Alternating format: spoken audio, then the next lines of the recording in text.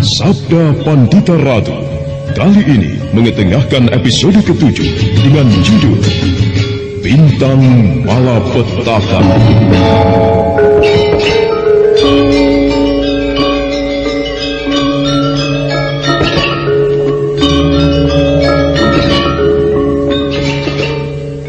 Di seri ke-209 ini dengan para pemain Arya sebagai Ki Sabalangit, M. Abud sebagai Ken Arok, Ferry Fadli sebagai Kameswara, Herman sebagai Empu Gandring, dan Asdi Suhastra, pengantar cerita.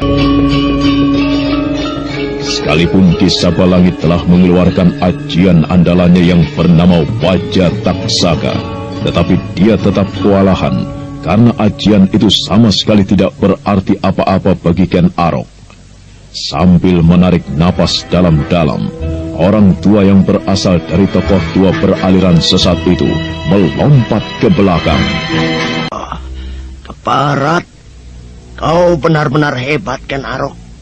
Ternyata ajian andalanku tidak berarti apa-apa bagimu. Tapi jangan bangga dulu. Aku masih menyimpan ajian lain yang lebih ampuh, yaitu ajian Dwija Arum. Nah, bersiap-siaplah kau. Seluruh ajian yang kau miliki akan kuhisap habis, dan akan kubenamkan dalam diriku. Ayo, mulailah. Lakukanlah apa yang kau inginkan. Jangan menyesal jika semua itu kandas begitu saja. Hup, hup. Jahanam. Hup. Ya.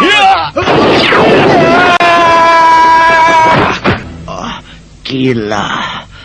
Tidak mungkin. Aku tidak percaya kalau dia mampu menahan ajian Dwija Arumku. Kenyataan sudah bicara, Ki Sabalangit. Bagiku tak ada yang tidak mungkin. Semua bisa saja terjadi.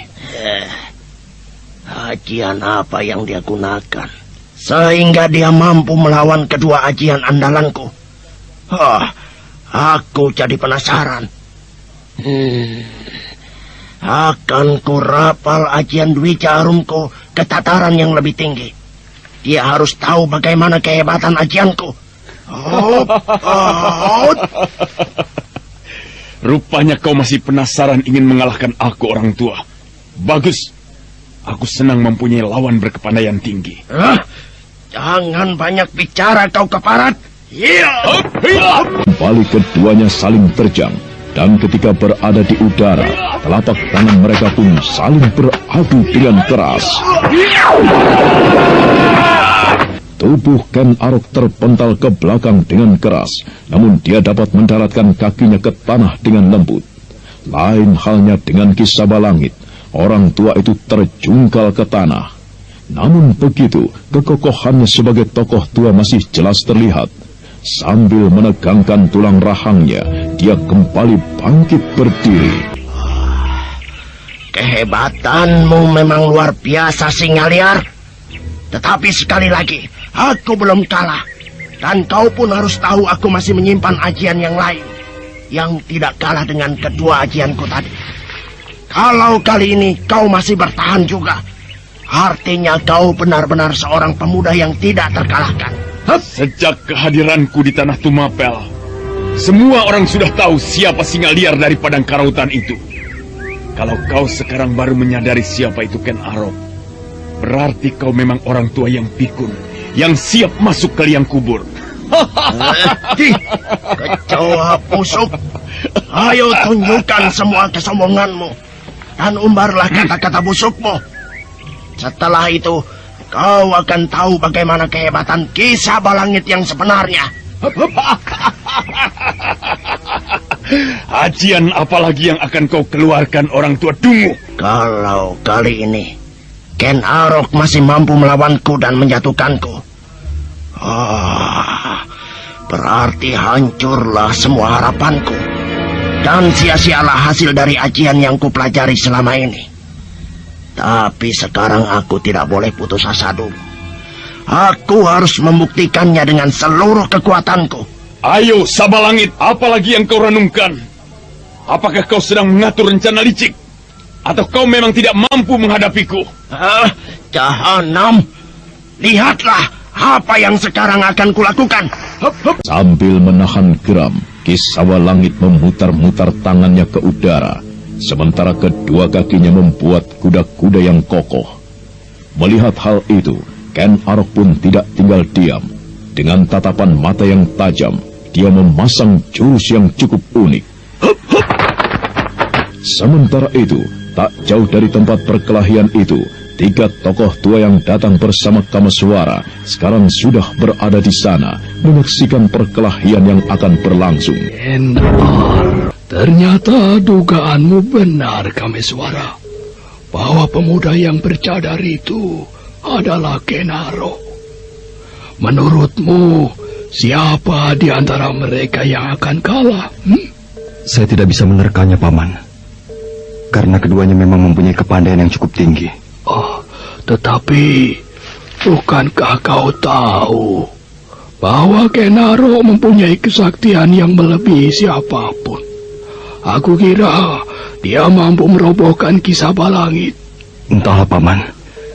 Karena yang saya tahu, Kisabalangit pun mempunyai ajian lain.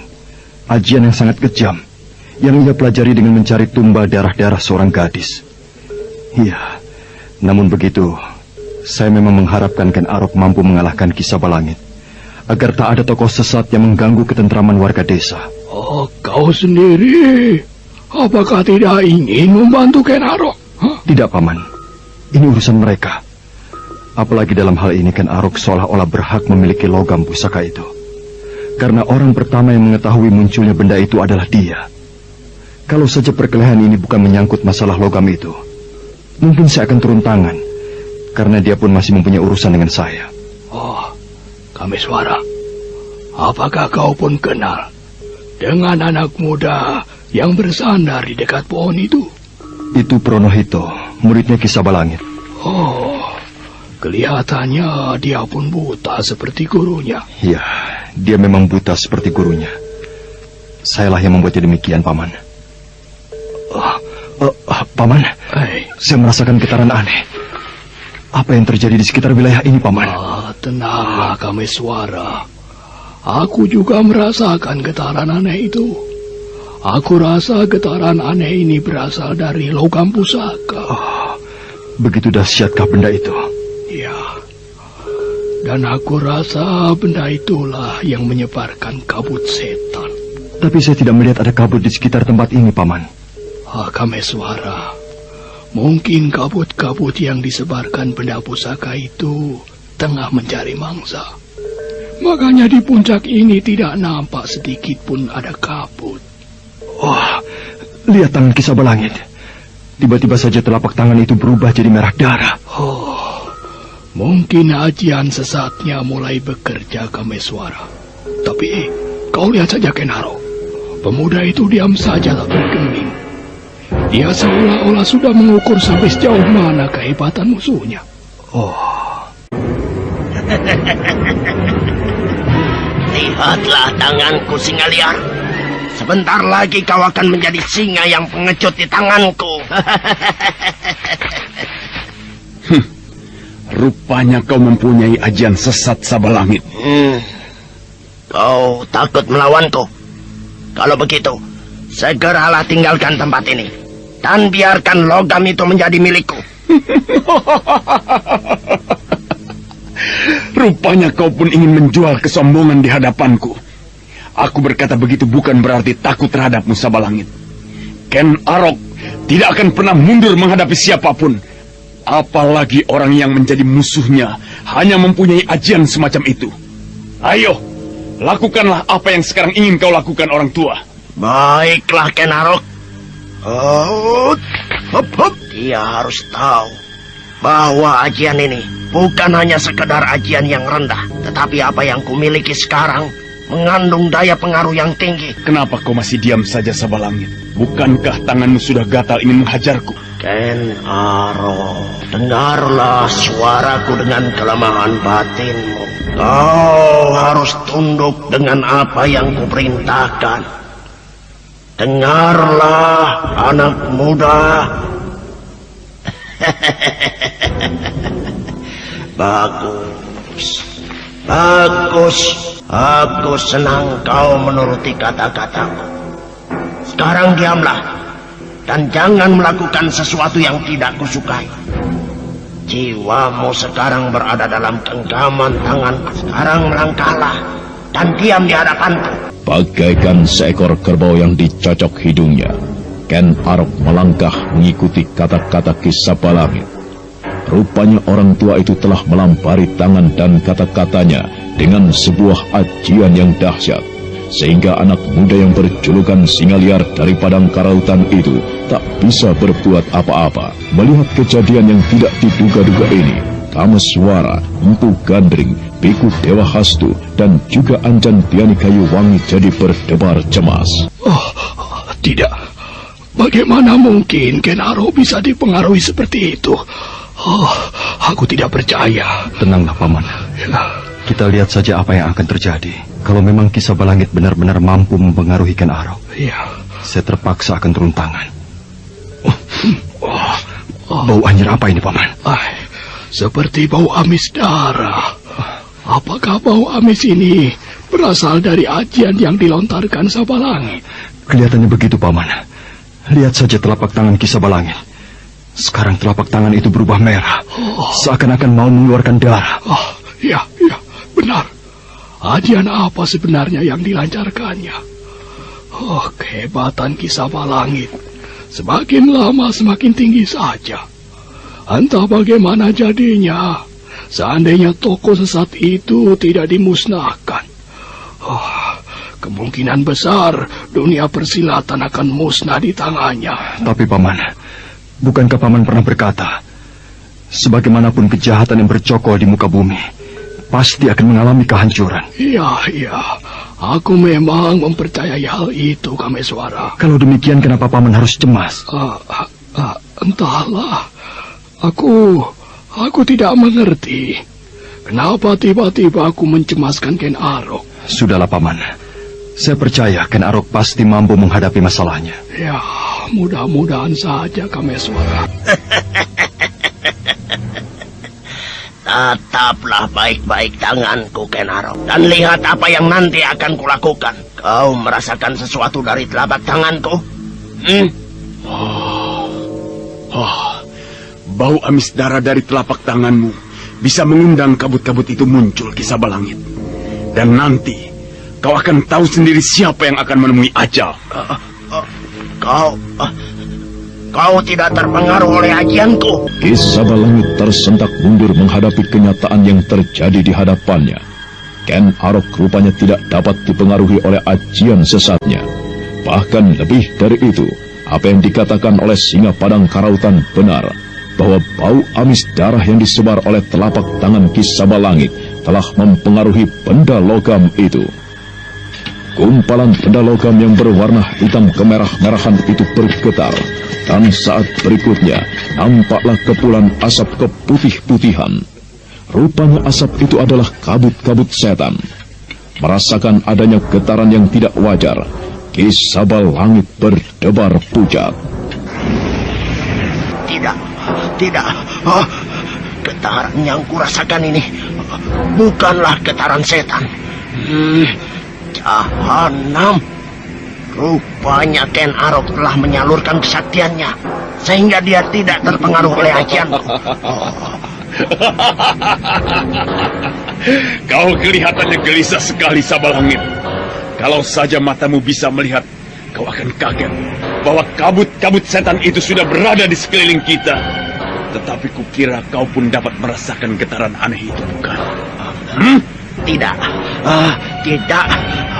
Getaran ini bukan berasal dari kabut-kabut jahanam itu. Kau jangan coba-coba menakuti aku, Ken Arok. Untuk apa aku menakut-nakutimu? Kau bukan anak kecil, Sabalangit. Kalau kau tidak percaya bahwa kabut-kabut itu ada, silahkan. Tetapi kenyataan yang akan kau hadapi harus kau terima sekarang juga, orang tua. Setan alas. Ternyata benar bahwa kabut-kabut itu memang ada di sekitarku. Apa yang harus aku lakukan sekarang? Aku benar-benar terjepit. Kabut-kabut itu menyerangku. Oh, mampuslah kau anak muda. Sebentar lagi tubuhmu akan berubah menjadi tulang-tulang yang rapuh. Dan aku akan mudah menyelamatkan diri. Kau tidak akan bisa menghindar dari kabut-kabut setan ini, Kisabalangit. Karena puncak bukit ini sekarang sudah dipenuhi benda-benda asap laknat. Tidak. Aku tidak boleh mati. Aku harus bisa menghindar dari sini. Terlambat. Belum sempat orang tua beraliran sesat itu berpikir untuk menyelamatkan diri.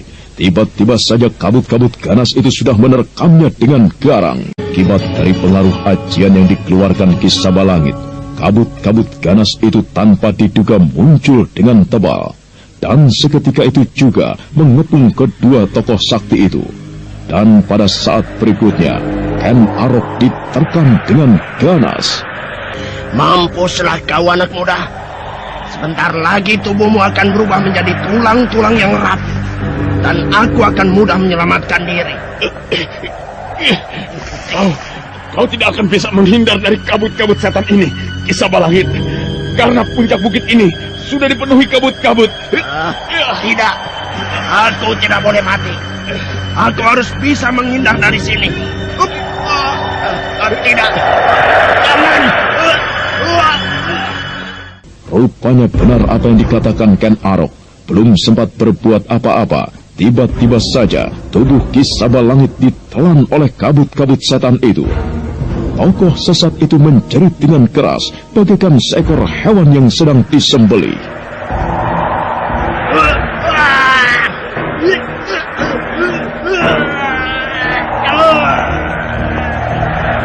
Aku rasa Ki Sabalangit tidak akan mampu melawan kabut-kabut ganas itu. Lihat saja, dalam sekejap tubuhnya akan menjadi tulang belulang yang menyedihkan. Oh iya, aku rasa juga begitu. Oh, sungguh mengenaskan sekali nasib tokoh sesat itu.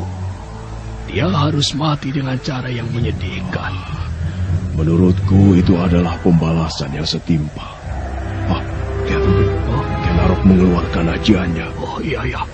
Kabut-kabut itu pasti musnah di tangannya. Paman, kita jangan sampai terlena oleh kejadian yang menegangkan ini. Kita pun harus memikirkan keadaan yang sewaktu-waktu muncul tidak terduga. Oh iya, kau benar Kameswara. Kita memang harus hati-hati. Bisa jadi kabut-kabut itu memangsa kita. Oh, lihat Paman, Ken Arok berhasil mengatasi kabut-kabut itu. Dia memang seorang pemuda yang hebat. Aku kagum terhadapnya. Sungguh malang sekali kau Sabalangit. Nyawamu kau buang percuma begitu saja. Ken Arok. Ki Sabalangit menjerit dengan keras, lengkingannya memecah kesunyian senja. Dan pada saat berikutnya, seluruh tubuhnya lenyap. Yang ada sekarang hanyalah tinggal tulang belulangnya saja. Kabut-kabut kembali melayang mencari mangsa berikutnya. Sementara Pronohito yang menggigil ketakutan mendengar jeritan gurunya, berusaha untuk lari, tapi terlambat. Kabut-kabut setan itu pun telah mengepungnya dengan ganas. Tolong, jangan. Aku tidak ingin mati. Guru! Mampuslah kalian. Siapapun orang yang berniat mengambil logam pusaka ini, maka seperti itulah akibatnya. Ki Sabalangit dan muridnya sekarang sudah tewas. Ya, Lalu bagaimana dengan kita sekarang, Adidewa Astu? kita lihat saja apa yang akan dilakukan oleh Ken Arok selanjutnya. Oh, jadi kita tidak meninggalkan tempat ini? Kita akan meninggalkan tempat ini setelah mengetahui kejadian selanjutnya, Empu. Dan juga mempunyai waktu pada saat yang tepat. Paman, aku tidak melihat Panji Parasu. Kemana dia? Hai, bukankah tadi berada di sampingmu? Tadi memang berada di sampingku. Oh, jangan-jangan dia melakukan sesuatu untuk melawan kabut-kabut setan itu. Kameswara, sebaiknya kau cari saja. sebelum dia celaka. Iya, Paman. Kemana orang itu? Rupanya dia masih penasaran ingin melawan kabut-kabut setan yang telah membunuh anak dan istrinya.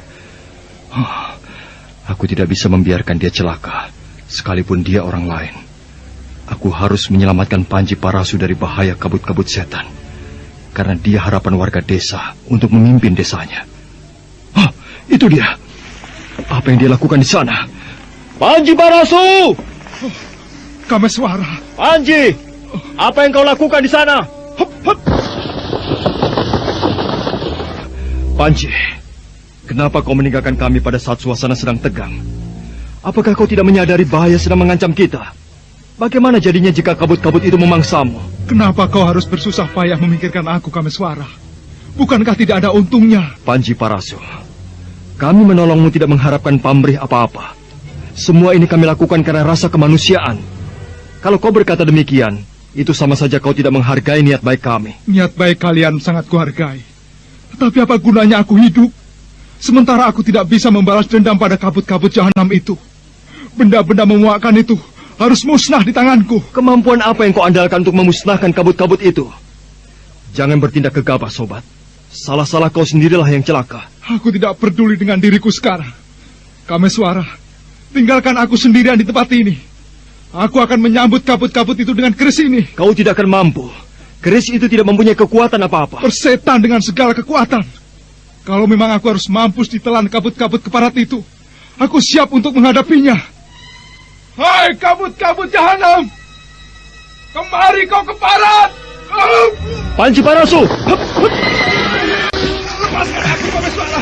Lepaskan. Aku tidak akan melepaskanmu kalau kau tidak mau mendengarkan kata-kataku. Tidak, aku tidak akan menuruti kata-katamu sampai kapanpun. Baik, kalau begitu aku harus menotokmu. Dan ini terpaksa harus kulakukan. Sekarang kau tidak bisa berbuat apa-apa, sobat. Kalau saja kau menuruti kata-kataku, mungkin aku tidak perlu membuatmu seperti ini. Ayo, kita tinggalkan tempat ini. Setelah membopong ke atas pundaknya, Kameswara melesat meninggalkan tempat itu. Tetapi ketika dia baru saja melewati semak-semak belukar yang rimbun, tiba-tiba dari tempat lain terdengar desiran angin mengejarnya. Dan secepat itu pula, Kameswara menghentikan larinya. Seperti ada sesuatu yang mengikuti langkahku. Jangan-jangan kabut-kabut jahanam itu celaka kalau memang benda itu yang mengejarku. Benar juga dugaanku. Ternyata kabut-kabut itu yang mengejarku. Apa yang harus kulakukan sekarang? Benda-benda berasap itu semakin dekat menghampiriku. Karena merasa tidak mempunyai kesempatan untuk menghindar, Kameswara terpaksa diam menyambut kabut-kabut setan itu. Dan pada saat berikutnya, tanpa sadar, pemuda gagah dari pesanggaran itu mencabut keris Kiai Kambang Ayun. Gila! Bagaimana mungkin keris Kiai Kambang Ayun bisa memusnahkan kabut-kabut itu? Kenapa harus heran, Kameswara? Kalau memang kenyataan hadapi demikian. Oh, Paman Gandring. Ya, kami meninggalkan puncak bukit karena kabut-kabut itu mengejar. Kalau aku boleh tahu, dari mana kau dapatkan keris itu, Kameswara? Saya mendapatkan keris ini ketika berada di air terjun Kambang Ayun, Paman. Benda pusaka ini sepertinya mempunyai kekuatan aneh yang luar biasa. Barangkali Paman mau memeriksanya? Oh, mari.